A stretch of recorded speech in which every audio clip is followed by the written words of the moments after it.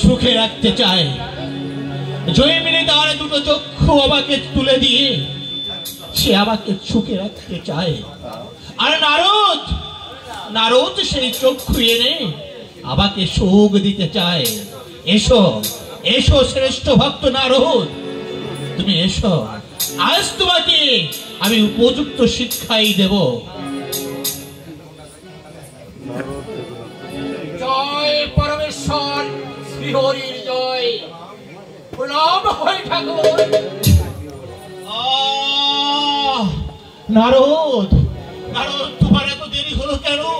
তুমি কি বুঝতে পারছো না চোখে যে আমার অসহ্য যন্ত্রণা? কি করবো ঠাকুর, যেখানে যাই কেউই আপনাকে চক্ষু দিতে চায় না। নিরুপায় হয়ে এক জঙ্গলে ঢুকি। জয়মিনী নামে এক ঋষি আপনার বিপদের কথা শুনে সে তার চক্ষু দান করেছে। তখনই আমি বলেছিলাম নারদ, মর্ত্যলোকে আমার এমন অনেক ভক্ত আছে যারা যারা আমার জন্য প্রাণ দিতে প্রস্তুত। হ্যাঁ নারদ, দাও দাও নারদ, তুমি আমাকে শীঘ্র করে চক্ষু দাও। তুমি বুঝতে পারছো না নারদ, আমার যে কত কষ্ট হচ্ছে। দাও দাও নারদ, দাও দাও, এই দিন আপনার চক্ষু দাও। ঠাকুর, নারদ, ঠাকুর, এ তুমি কি করেছো নারদ?